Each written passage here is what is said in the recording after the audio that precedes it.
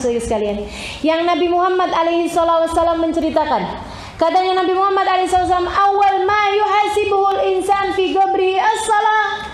Yang pertama kali Allah bakal tanya dalam kubur seseorang adalah mengenai salat. Dan itu bukan ditanya kamu waktu hidup di dunia salat apa kagak. Enggak, satu demi satu salat kita akan ditanyain. Gimana tuh? Fa in wajadaha kamilah, kata Nabi Muhammad, kalau sholatnya benar, kubilat wa kubilat bisa irul amal. Jadi ini pengecekan pertama, gitu ya. Pos pertama dalam kuburan dicek dulu, kayak disensor tuh teman-teman sekalian. Kalau kita mau masuk gedung, kan ada tuh detektor ya. Detektor logam, dipastikan nggak ada yang bawa senjata, dipastikan nggak bawa narkoba, kan itu dah. Dipastikan nggak bawa apa-apaan yang memang membahayakan, begitu ya. Itu seperti itu tuh. Nah ini teman-teman sekalian, katanya Nabi Muhammad SAW, detektornya itu adalah detektor sholat. Jadi pertanyaannya adalah sholat. Tunggu dulu, dicek. Satu. Sholat duhur umur sekian, hari sekian, tanggal sekian. Lihat. Kalau ternyata sempurna, bukan ditanya kamu sholatnya enggak disensor doang, gitu ya, disensor sholatnya semuanya. Tapi hari demi hari, satu demi satu sholat, dilihatin satu-satu. Nah, itu kalau ternyata sholatnya semuanya sempurna, diterima sholatnya, diterima semua amal ibadah yang lain.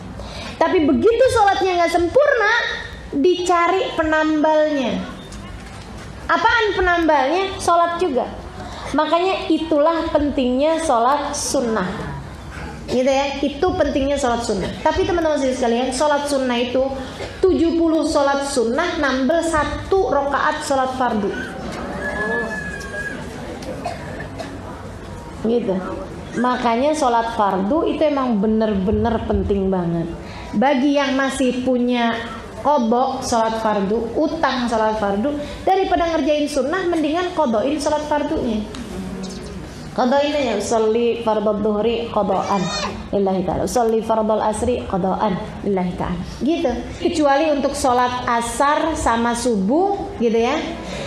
Selain daripada itu sholatnya dikerjakan sesudah. Tapi untuk subuh sama asar, sholatnya sebaiknya kerjakan sebelum.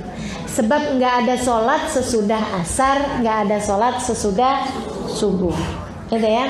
Jadi kalau sholat-sholat yang lain, sholatnya kerjain sesudah. Duhur sesudah, sholat maghrib sesudah, sholat isya sesudah.